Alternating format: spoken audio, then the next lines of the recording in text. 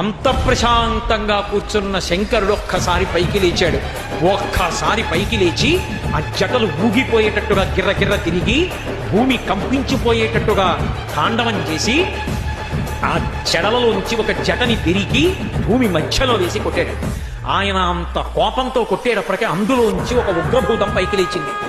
అభ్రంలిహాదభ్ర విభ్రమ ప్రభ్రమ కృణీల దీర్ఘ శరీరమర ప్రజ్వల జ్వలన దీప్త జ్వాలిక జ్వాల జజ్వల్యమాన కేశములు మెరయ జండ దిగ్వేదండ శుంఠాపదోడ్డండ సహస్రద్యుతిహేతి సంగమప్ప వీక్షణత్రయలోక వీక్షణద్యుతిలోక వీక్షణతతి దుర్నిరీక్షమగుచు గ్రకచ కఠిన కరాల దంస్ట్రలు వెలుంగ ఘన కపాలాస్తి మలికలు తనర అఖిలలోక భయంకరుండగుచు వీరభద్రుడు దయించమా రథరుద్రుడగుచు పెద్ద కపాలమాలతోటి భూమ్యాకాశములు ఏకమైపోయేటట్టుగా ఆకాశం తగులుతోందా అన్నంత పొడుగ్గా సహస్ర బాహువులతో అనేక ఆయుధాలు పట్టుకుని తల వెంట్రుకలు నిలబడి దీపాలు వెలుగుతున్నాయా అన్నంత పెద్ద చుట్టుతో ఆ పాదములకు పెట్టుకున్నటువంటి మంజీరములు జనధ్వనులు చేస్తుండగా శంకరుడికి ప్రదక్షిణం చేసి తండ్రి ఆజ్ఞ అన్నాడు.